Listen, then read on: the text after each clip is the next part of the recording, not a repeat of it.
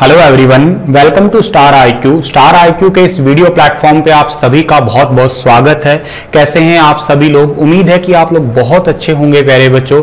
चलिए स्टार्ट करते हैं हम लोग हमारे इस छोटे से वीडियो क्लिप का। सेट नंबर 3 मैं आपको पढ़ाने वाला हूं।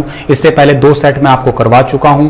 सेट नंबर 3 आप लोग स्टार्ट करें उससे पहले बता देता हूं, अगर आप मुझसे अनअकैडमी पे पढ़ना चाहते हैं तो प्यारे बच्चों अनअकैडमी पे पढ़ने के लिए डिस्क्रिप्शन बॉक्स में दिए गए मेरे प्रोफाइल लिंक पे क्लिक कीजिएगा, मुझे अनअकैडमी पे फॉलो कीजिएगा। मेरी सभी क्लासेस को फ्री में देखने के लिए आप लोग मेरा अनलॉक कोड है स्टार आईक्यू, इस कोड का इस्तेमाल करना बिल्कुल मत भूलिएगा।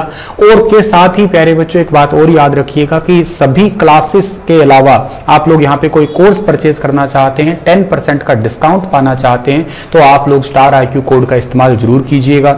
रेलवे एग्जाम के बैचेस जो है ना वो उनके प्राइस बढ़ने ही वाले हैं। अगर आप रेलवे का प्रिपरेशन करना चाहते हैं तो स्टार आईक्यू कोड यूज करके अनअकैडमी एप्लीकेशन से बैचेस ले सकते हैं। हमारा सवाल है क्या कि मुख्य चुनाव आयुक्त का कार्यकाल कितने समय का होता है? यह सवाल हमसे पूछा है। What is the term of office of chief election commissioner of India? तो मुख्य चुनाव आयुक्त का जो कार्यकाल होता है डियर वो होता है कितना?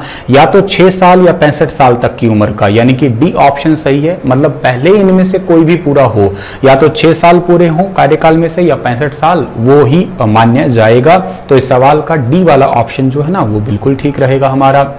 लक्षद्वीप का उच्च न्यायालय भारत के किस राज्य में स्थित है? एक तो आपको करंट अफेयर बताता हूं कि लक्षद्वीप भारत का केंद्र शासित प्रदेश है और रिसेंटली मई 2021 के दौरान यही केंद्र शासित प्रदेश जो है ना वो बना था, क्या टीबी मुक्त बना था, ये याद रखिएगा आप लोग, ठीक है ना। टीबी मुक्त केंद्र शासित प्रदेश बना। और लक्षद्वीप जो है ना ये आपका अगर आप देखते हो ये मैप रहा और इस वाली साइड पड़ता है यहाँ पे अरेबियन सी में, और इसका जो हाई कोर्ट है वो है कहाँ पे? केरला के अंदर, यानी कि इस क्वेश्चन का बी ऑप्शन जो है ना वो बिल्कुल ठीक रहेगा। लक्षद्वीप की राजधानी करावती है, वो भी बात आपको शायद याद ही होगी।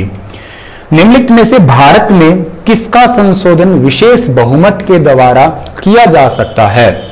किसका संशोधन जो है ना विशेष बहुमत के आधार पे किया जा सकता है? तो ये amendment of the constitution via article 368, मतलब संशोधन वाली बात है, 368 आर्टिकल के तहत आती है। ये बात आपको इस सवाल से याद करनी थी। निम्नलिखित में से किसने 1944 में महात्मा गांधी योजना दी थी? महात्मा गांधी योजना 1944 में दी थी किसने? SN अग्रवाल ने, यानी कि इस क्वेश्चन का बी वाला ऑप्शन है वो बिल्कुल ठीक रहेगा। महात्मा गांधी योजना 1944 में SN अग्रवाल के द्वारा दी गई थी। अगला सवाल आपसे पूछा गया है कि तख्ता पलट किसे कहते हैं? काउपिज, मतलब तख्ता पलट का प्रॉपर मीनिंग क्या है? तो तख्ता पलट का मीनिंग है अचानक किसी सरकार को गैर कानूनी ढंग से उखाड़ फेंकना। अचानक किसी भी जो है ना आपके कोई सरकार है उसको गैर कानूनी ढंग से अगर आप उखाड़ देते हैं तो इस वाली टर्म को आप लोग क्या कहने वाले हो? तख्ता पलट कहने वाले हो। इस बात को आप लोग यहां से याद कर लीजिएगा डियर, ठीक है। अगला क्वेश्चन है आपका यहाँ पे कि सरकार दूसरों से बेहतर है, इसमें हमें अपनी गलती ठीक करने का अवसर भी मिलता है। मान लेते हैं कि एक गवर्नमेंट इंडिया के अंदर, मान लेते हैं बीजेपी की गवर्नमेंट है, एक गवर्नमेंट कांग्रेस है, इंडियन नेशनल कांग्रेस है, कौन सी इसने काम किया उसके बाद में इसने काम किया। अब कैसे पता लगे कि कौन सी अच्छी है कौन सी बुरी है? ये हमें इसके लिए हमारे पास में अधिकार है, वो है डेमोक्रेटिक, मतलब हम हमारे वोटों के आधार पे लोकतांत्रिक सरकार चुनते हैं। यही एक अच्छा रूल है लोकतांत्रिक देश का, ठीक है। निम्नलिखित में से कौन लोक कल्याणकारी हित समूह को सबसे सही दिखाता है? लोक कल्याणकारी यानी कि पब्लिक इंटरेस्ट ग्रुप को बिल्कुल सही दिखाता है। इनमें से कौन सा?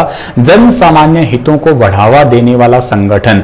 भाई जो जन सामान्य सभी के लिए जो है ना सभी लोगों के लिए अच्छे कामों या अच्छे कामों को बढ़ावा देने के लिए या उनके फायदे के कामों को बढ़ावा देने वाला जो ऑर्गेनाइजेशन है वही आपका पब्लिक इंटरेस्ट ग्रुप या लोक कल्याणकारी ग्रुप कहलाता है। निम्नलिखित में से संविधान मसौदे समिति के अध्यक्ष कौन थे? ये तो बात मेरे हिसाब से सबको पता है, डॉक्टर भीमराव अंबेडकर, यानी कि सी ऑप्शन इसका ठीक रहेगा हमारा।